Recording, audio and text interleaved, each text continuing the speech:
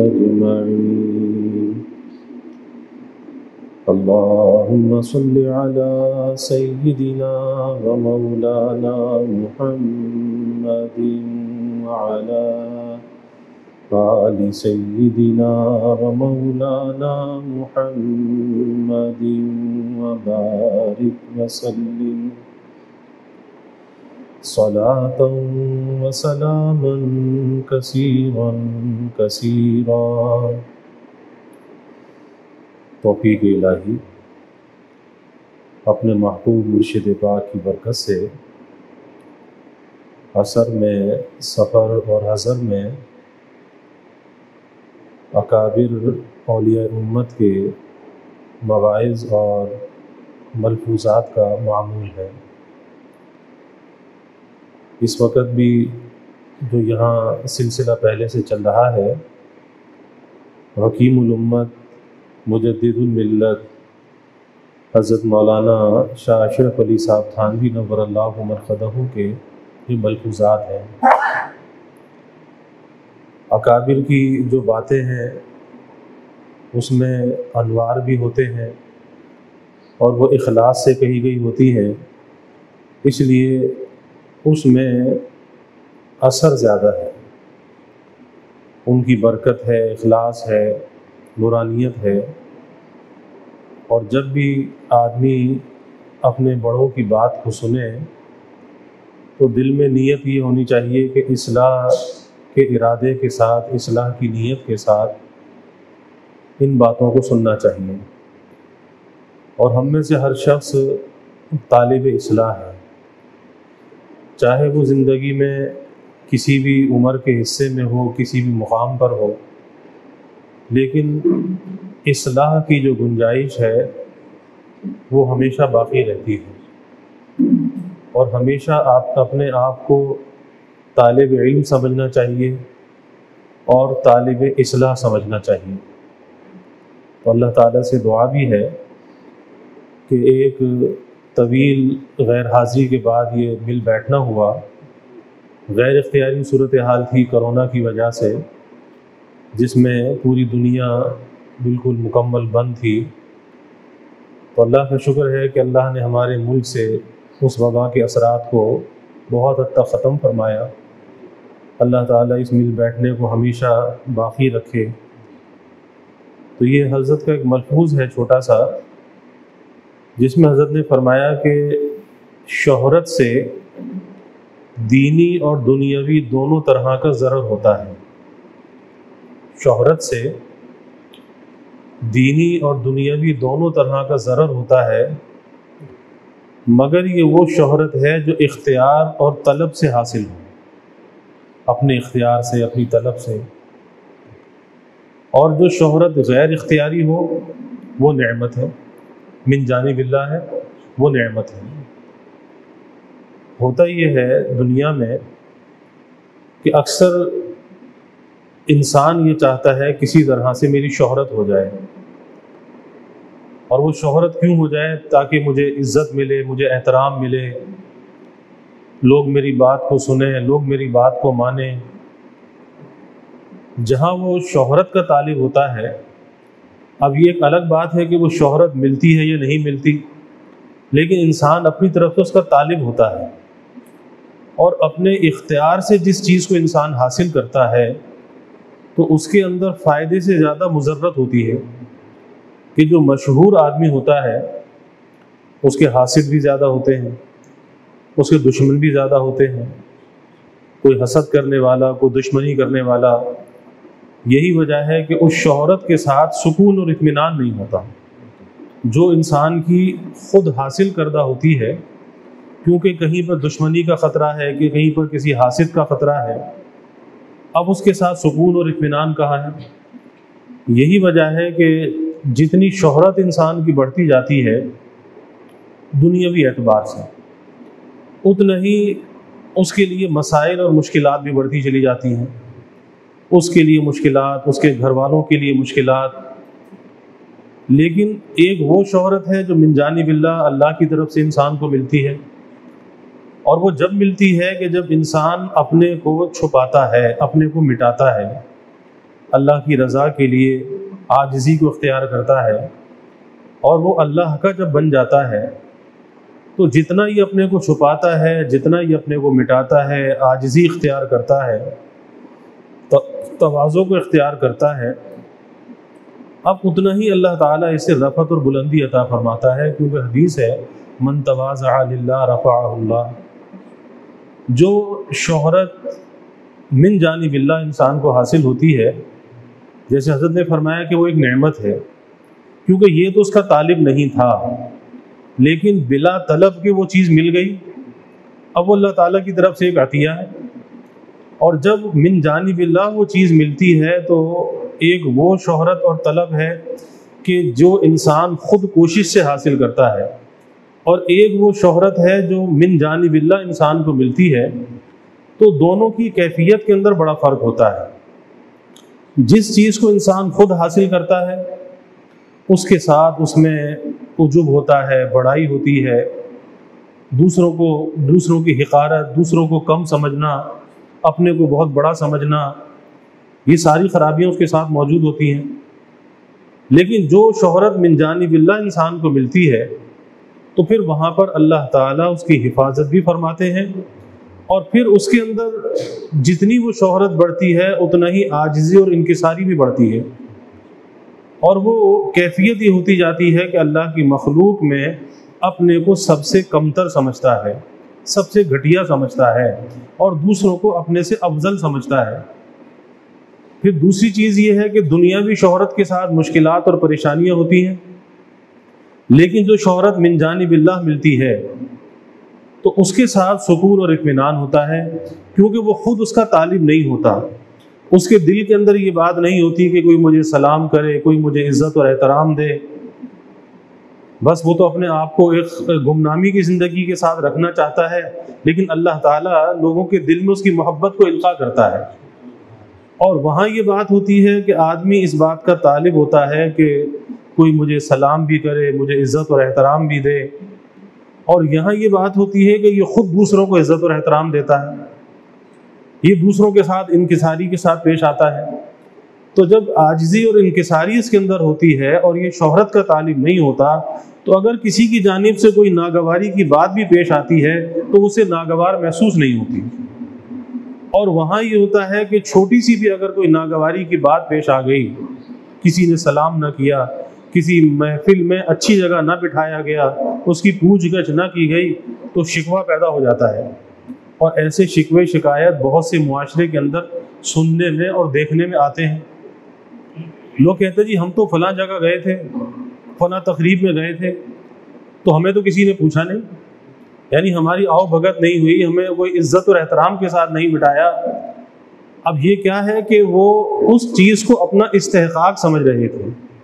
اپنا حق سمجھ رہے تھے کہ ہمیں یہ عزت ملنی چاہیے، یہ مطلوبہ مقام ملنا چاہیے۔ اب جب وہ نہیں ملا، اب اس سے تکلیف ہو رہی ہے، پریشانی ہو رہی ہے۔ یہ کیا ہے؟ یہ خود چاہنے سے پریشانی ہے۔ اگر اپنے اندر یہ چاہت نہ ہوتی تو کوئی سلام کرتا نہ کرتا کوئی فرق نہیں پڑتا، کوئی عزت کی جگہ بٹھاتا نہ بٹھاتا کوئی فرق نہیں پڑتا۔ اب یہ چیز حاصل کس طرح سے ہوتی ہے؟ یہ حاصل ہوتی ہے اپنی اصلاح کے اہتمام کے ساتھ اور اللہ والوں کی صحبت کے ساتھ، کہ نیک صحبت کے اندر جب آدمی جاتا ہے اس کا بڑا فائدہ یہ ہوتا ہے کہ اپنی اندر کا جو ایک پندار ہے، جو بڑائی ہے، اس کی خرابی کا انسان کو احساس ہوتا ہے کہ یہ پندار کتنی بری چیز ہے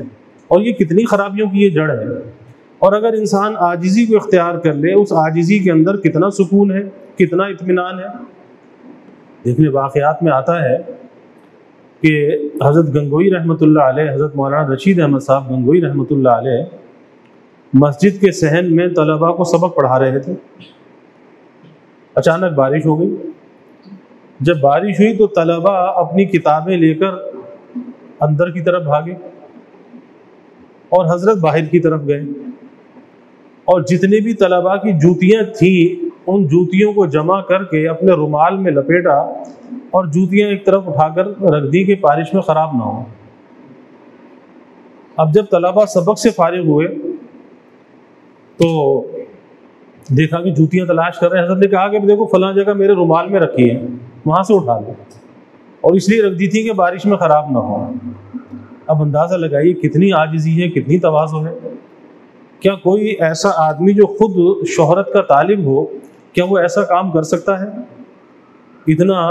کم درجے کا کام کہ کسی کی جوتیوں کو اپنے رومال میں سمیٹ کے رکھ دینا، کیا کوئی دنیا دار آدمی ایسا کام کر سکتا ہے؟ یہی وجہ ہے بزرگوں کے یہاں حکیم الامت حضرت تھانوی رحمۃ اللہ علیہ فرماتے تھے کہ یہ جو عجب اور پندار ہے، بڑائی جو انسان کے اندر ہے، اس کی نکلنے میں سب سے زیادہ دیر لگتی ہے۔ یہ جو ہر چیز کے اندر میں ہوتی ہے، میں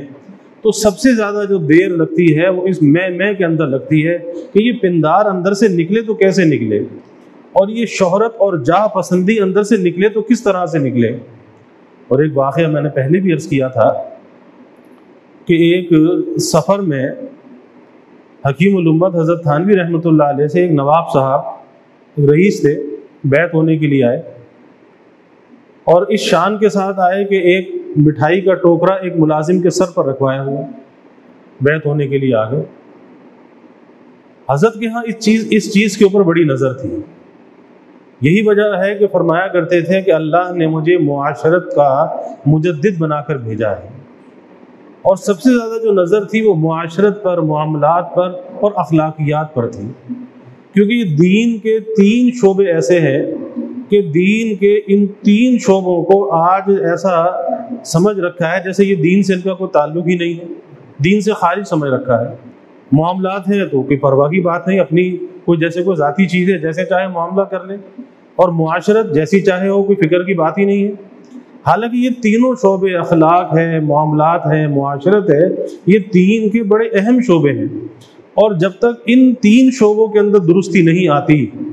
اس وقت تک اس کی عقائد اور عبادات کے اندر بھی صحیح معنی میں درستی نہیں آتی۔ کیونکہ اگر ایک آدمی نمازیں بھی پڑھ رہا ہے لیکن اگر اس کی معاشرت خراب ہے، وہ لوگوں کو اذیت و تکلیف پہنچا رہا ہے، لوگوں کے ساتھ حقارت کا برتاؤ کر رہا ہے، تو ظاہر ہے کہ نماز تو پڑھ رہا ہے، فریضہ تو سر سے اتر رہا ہے،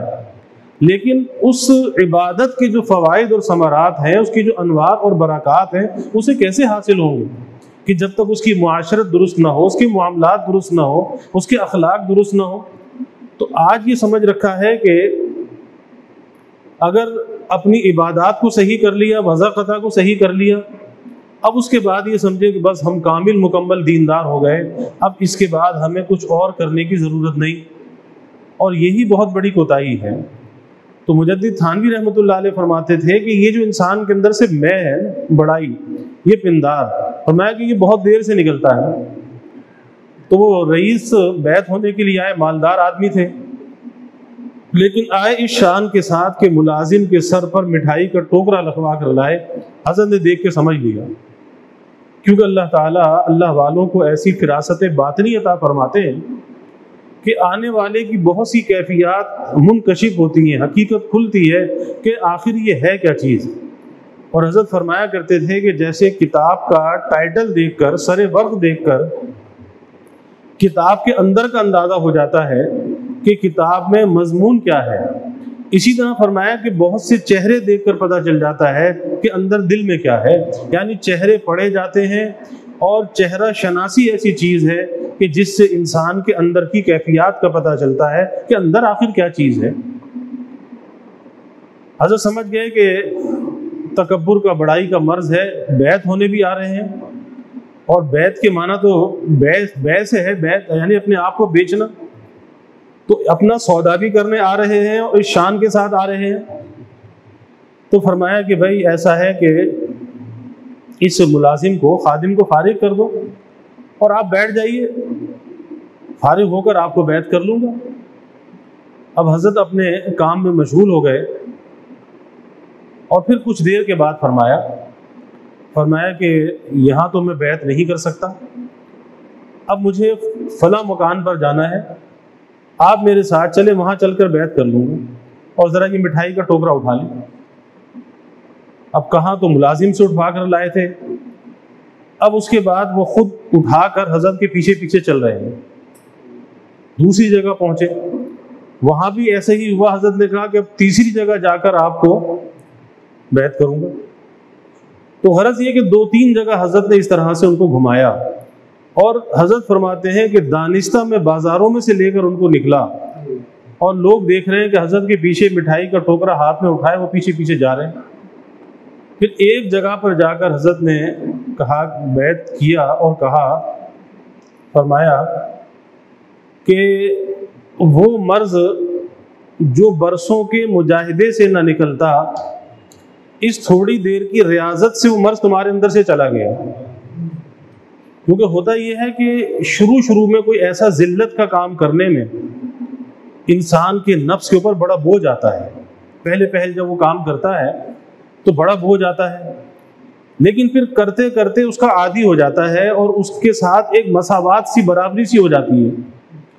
جو چیز پہلی دفعہ میں بہت بری لگ رہی تھی، کرنے میں عار محسوس ہو رہی تھی، اب مجبوراً اس کام کو کرتے کرتے، اس ذلت کو اختیار کرتے کرتے، اب اس میں پھر ذلت محسوس نہیں ہوتی، اور یہی چیز اندر سے نکالی جاتی ہے کہ کسی بھی ایسے کام کو کرتے ہوئے اندر ذلت محسوس نہ ہو کہ میں اور یہ کام کیسے کروں۔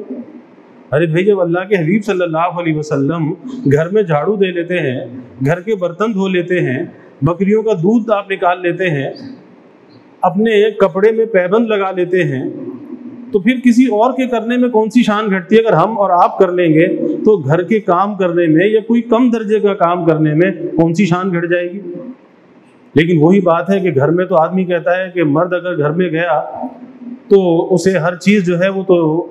بستر پر چاہیے، چارپائی پر چاہیے، ٹیبل پر چاہیے، پانی بھی چاہیے، کھانا بھی چاہیے۔ یہ نہیں کہ کبھی اٹھ کر خود اپنا کام کر لیا،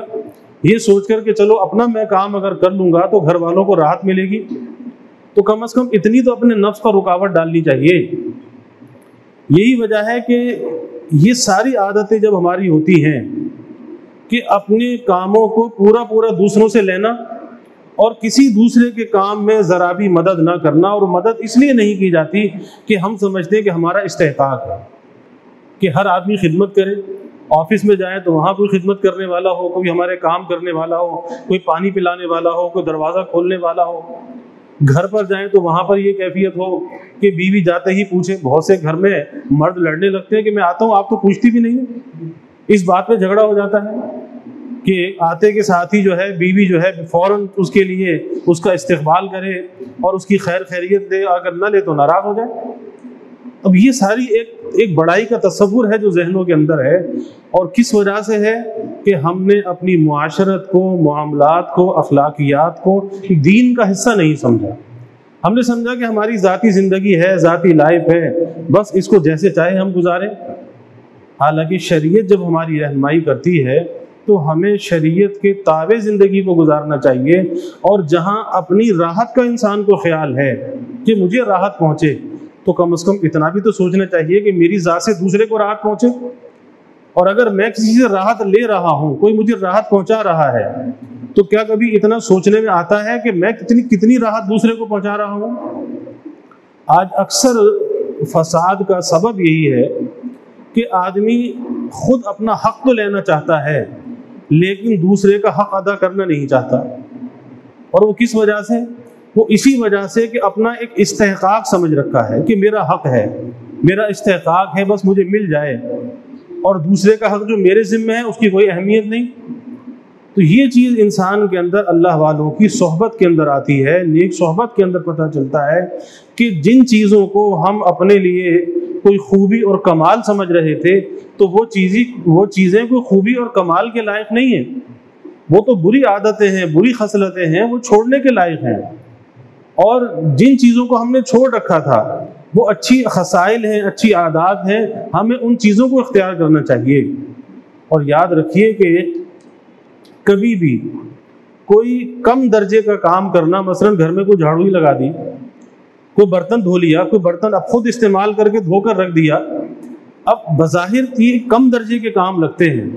لیکن یاد رکھیں کہ اس کم درجے کے کام کو کرنے سے آدمی کم درجے کا نہیں ہوتا، بلکہ اس کے اندر ایک عاجزی انکساری پیدا ہوتی ہے، اور جب عاجزی انکساری پیدا ہوتی ہے تو اللہ کی نظر میں وہ بڑا ہو جاتا ہے، اللہ کی نظر میں معزز ہو جاتا ہے۔ تو ہونا یہی چاہیے کہ آدمی یہ سوچے کہ اللہ کی نظر میں معزز اور مکرم بن جاؤں، نہ کہ اپنی نظر میں معزز اور مکرم بنا رہوں۔ اور دوسری بات یہ کہ کسی کی لوم و لائم کی پرواہ نہیں کرنی چاہیے، کسی کی ملامت کی پرواہ نہیں کرنی چاہیے،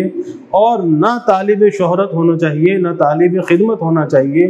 یہی وجہ ہے ہمارے حضرت رحمۃ اللہ علیہ فرمایا کرتے تھے کہ اکثر لوگ جب حرمین شریفین جاتے تھے تو حضرت نصیحت میں یہی بات فرماتے تھے کہ بھائی اگر یہ سفر حرمین شریفین کا مبارک سفر ہے اور قسمت سے انسان کو یہ سفر ملتا ہے کہ اگر اس سفر میں وہاں کی برکتیں حاصل کرنا چاہتے ہو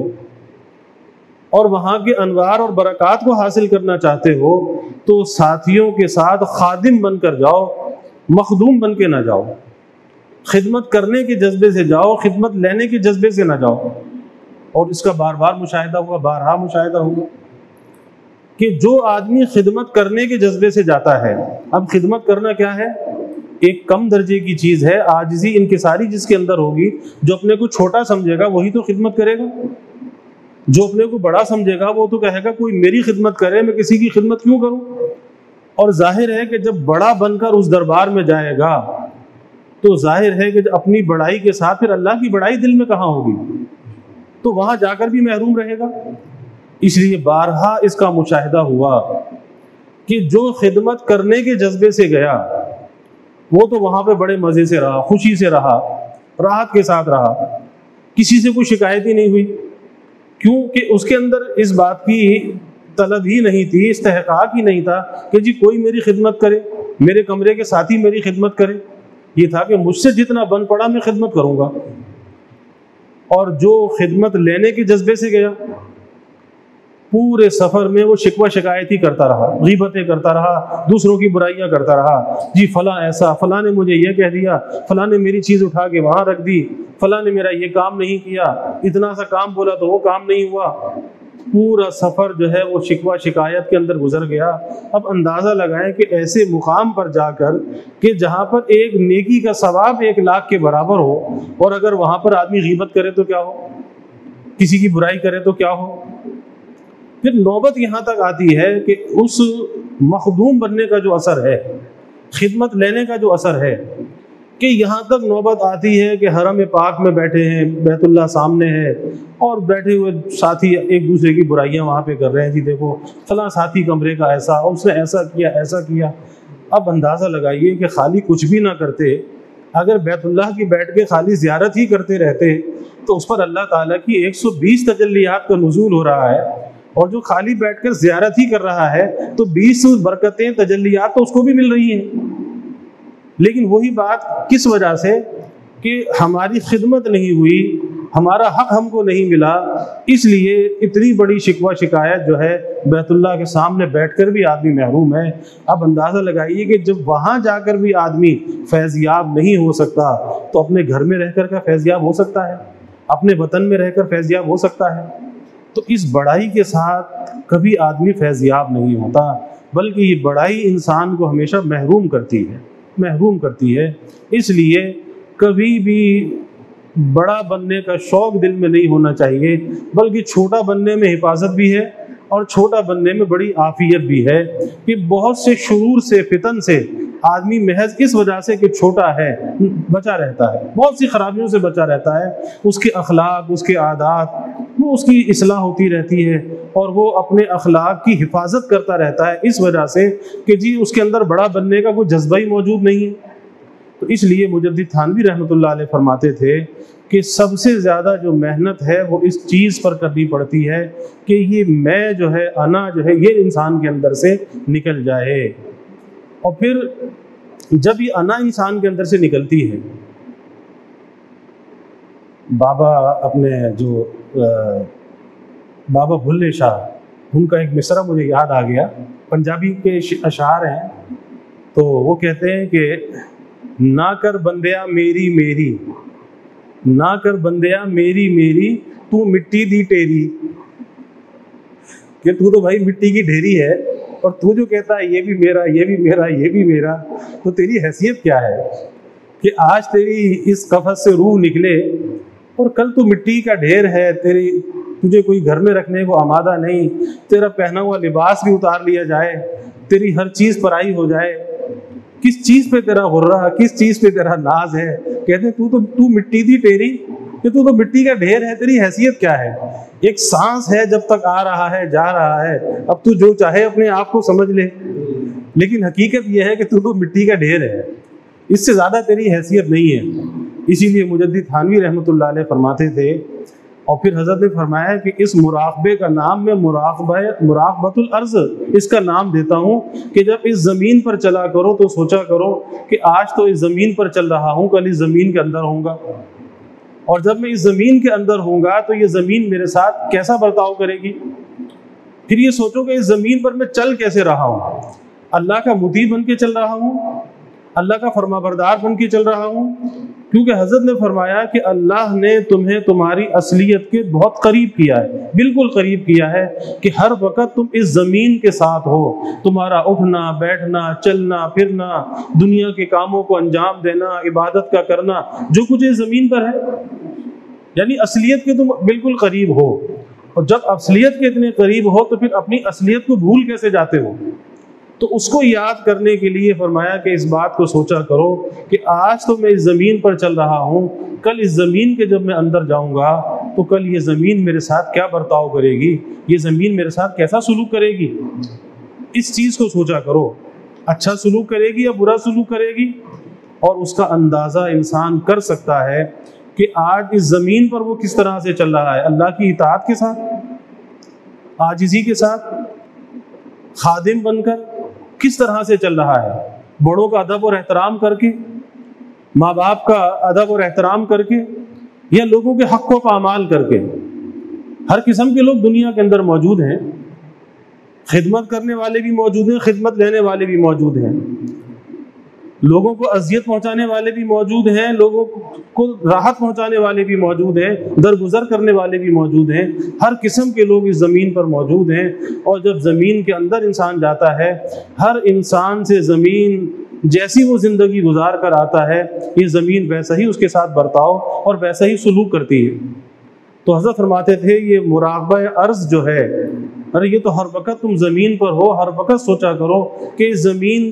کے اندر جب میں جاؤں گا تو یہ زمین میرے ساتھ کیا برتاؤ کرے گی، کیا سلوک کرے گی۔ اور حقیقت یہ ہے کہ بھائی جانا تو وہی ہے، منزل تو وہی ہے۔ آپ دیکھ لیں کہ قبرستان آدمی جائے کتنی عبرت حاصل ہوتی ہے کہ کہاں انسان دنیا کی رونقوں کے اندر، روشنیوں کے اندر، اتنے جمگٹے کے اندر، کہیں کاروبار، کہیں مال و اسباب، مکان، اولاد، کیا کچھ نہیں ہوتا انسان کے پاس، لیکن ایک سانس اس کا اندر سے یہ ختم ہوا، آنا جانا، یہ سانس کا سلسلہ منقطع ہوا، اب اس کے بعد کیا کیفیت ہے، کیسا بے کسی کا، بے بسی کا عالم ہے، نہ کوئی ہل سکتا، نہ اٹھ سکتا، نہ بیٹھ سکتا۔ اب غسل دینے والا جو ہے کس طرح اسے پلٹے دے رہا ہے، کس طرح غسل دے رہا ہے، اب اندازہ تو لگائیں۔ اب کس طرح شان و شوکت کے انسان کپڑے پہنتا تھا، کیسی اپنی بناوٹ اور سجاوٹ کرتا تھا، اور آج کیا کیفیت ہے کہ نلا بھی کوئی دوسرا ایسے رہا ہے، کفن بھی کوئی دوسرا ایسے پہنا رہا ہے، کاندھوں پر بھی کوئی اسے اٹھا کر لے جا رہا ہے، اور اس قبر کے گڑھے میں اس کو جا کے ڈالا جا رہا ہے، اور پھر اس کے بعد ڈال کر سب چلے گئے، اور پھر اس کے بعد دنیا کے اندر تھوڑے عرصے کے بعد چند دن قبر پہ آنا جانا رہا، اور پھر قبر پہ آنا جانا بھی ختم، کیونکہ پیچھے والے پھر اپنی دنیا میں مگن ہو جاتے ہیں۔ بہت کم ایسا ہوتا ہے کہ آدمی اپنے بڑوں کی قبر پہ جائے، اپنے بڑوں کو یاد رکھے، اپنے بڑوں کے لیے ایصال ثواب کرے، دعائے مغفرت کرے، اکثر ایسا نہیں ہوتا۔ بہت سے لوگ ایسے ہیں کہ جن کے بڑے مر گئے، آج ان کو ان کی قبروں کا نہیں پتا کہ ان کی قبریں کہاں ہیں۔ ہاں جی، اسی قبرستان میں، پتہ نہیں کہاں ہے قبر، ہم تو قبر بھی بھول گئے۔ تو دنیا میں ایسی مثالیں موجود ہیں کہ بعد والے قبر پہ آ کر دعائے مغفرت نہیں کرتے، ایصال ثواب نہیں کرتے۔ تو کیوں نہ انسان اپنے لیے خود کچھ کر کے جائے، اور پھر اپنے کو اس عجب سے، بڑائی سے، خود پسندی سے، اس انانیت سے اپنے آپ کو بچانا چاہیے۔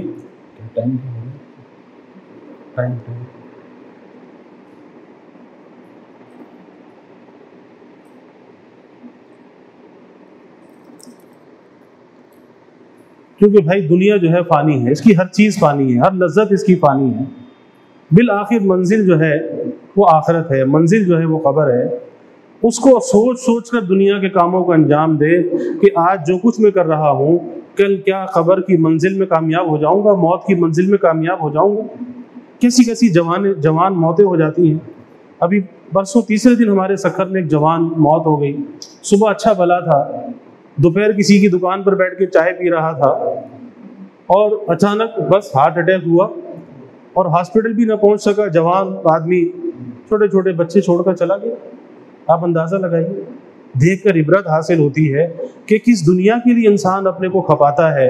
اور کیا کچھ نہیں کرتا اس دنیا کے لیے، لیکن یہ دنیا اس کو کیا دیتی ہے، پیچھے اولاد اس کو کیا دیتی ہے۔ اس لیے اپنی آخرت کی فکر جو ہے وہ خود کرنی چاہیے، کسی کے بھروسے پر نہیں رہنا چاہیے۔ جو آج اپنے لیے کر لیا، جو آج اپنے لیے بو لیا، کل وہی جا کر وہاں پر کاٹے گا۔ اگر اچھا بو کر جائے گا اچھا کاٹے گا، اور اگر برا یہاں پر بوئے گا تو برا کاٹے گا۔ دنیا کے اندر مثالیں موجود ہوتی ہیں کہ عبادت بھی وہ اللہ قبول کرتا ہے کہ جس کے اندر اخلاص ہوتا ہے، للہیت ہوتی ہے۔ اور عبادت کی مثال بزرگوں نے بیان فرمائی کہ ایسی ہے جیسے بیج ہوتا ہے۔ دنیا کے اندر ہم دیکھتے ہیں کہ اگر بیج خالص ہوتا ہے، بیج اچھا ہوتا ہے تو اچھی فصل لے کر اٹھتا ہے۔ اور بعض دفعہ ایسا ہوتا ہے کہ بیج آدمی فصل زمین میں ڈالتا ہے، محنت پوری کرتا ہے، زمین کو بناتا ہے، لیکن پتہ چلا کہ وہ فصل آدھی بھی پیدا نہیں ہوتی۔ کہتے جی بیج خالص نہیں تھا، بیج ہلکا تھا، فصل آدھی پیدا ہوئی۔ اور بعض دفعہ ایسا ہوتا ہے کہ بیج اتنا ناقص ہوتا ہے کہ وہ فصل اگتی ہی نہیں ہے۔ کہتے ہیں بیج بالکل کوئی 2 نمبر بیج تھا، وہ فصل ضائع ہو گئی۔ تو یہی انسان کی عبادت کا حال ہے کہ اگر عبادت میں خلوص ہے، جتنی وہ خالص اللہ کے لیے ہے اتنا ہی وہاں پہ اچھی فصل حاصل کرے گا، کیونکہ عبادت کا جو ثمرہ ہے وہ اس کے اخلاص کے بقدر ہے کہ جتنا خلوص اور للہیت اس کے اندر ہے اتنا اجر و ثواب اس کا بڑھتا چلا جائے گا۔ آپ دیکھ لیں آپ صلی اللہ علیہ وسلم نے کیا فرمایا کہ میرا صحابی ایک مد جو اللہ کے راستے میں خیرات کرے اور دوسرا احد پہاڑ کے برابر سونا خیرات کرے، تو وہ ایک مد جو خیرات کرنا احد پہاڑ کے برابر سونے سے بڑھ کر ہے۔ کس وجہ سے؟ حالانکہ اس کا کوئی جوڑ تو آپس میں نہیں ہے، لیکن وہی بات کہ صحابی جیسا خلوص کوئی کہاں سے لائے گا، وہ للہیت کہاں سے لے کر آئے گا؟ تو اس لیے اپنے دل کی بڑی حفاظت کرنی چاہیے۔ اس دل کے اندر عجب، خود پسندی، بڑائی، یہ اللہ کو پسند نہیں ہے۔ اور پھر اس کیفیت کے ساتھ جو عبادت ہو، اس خود پسندی کے ساتھ، عجب کے ساتھ، تو ظاہر ہے کہ وہ عبادت کی مثال تو بیج کی ہے نا۔ اور جب وہ بیج ہی ناقص ہے، ناکارہ ہے، تو پھر فصل وہاں پہ کیا لے گا؟ تو اس لیے اپنی عبادت پر بھی محنت کرنی چاہیے، اور اس کے ساتھ ساتھ یہ جو بڑائی ہے، عجب ہے اور طالب شہرت انسان کو نہیں بننا چاہیے، بلکہ اپنے کو جتنا انسان اللہ کے لیے مٹاتا ہے، عاجزی اختیار کرتا ہے، اور پھر غیر اختیاری طور پر جو اسے شہرت ملتی ہے من جانب اللہ، وہ اللہ اس کی حفاظت بھی کرتا ہے۔ اور حضرت فرماتے ہیں کہ وہ اللہ کی نعمت ہوتی ہے، اور وہ نعمت جو من جانب اللہ ملتی ہے پھر اس کے اندر برکت بھی ہوتی ہے۔ تو اللہ تعالی ہمیں اس دنیاوی شہرت سے بچائے، اور اللہ تعالی آخرت کا فکر ہمیں عطا فرمائے، اور اپنی رضا کے لیے اللہ تعالی ہمیں مٹنا نصیب فرمائے۔ وآخر دعوانا الحمدللہ۔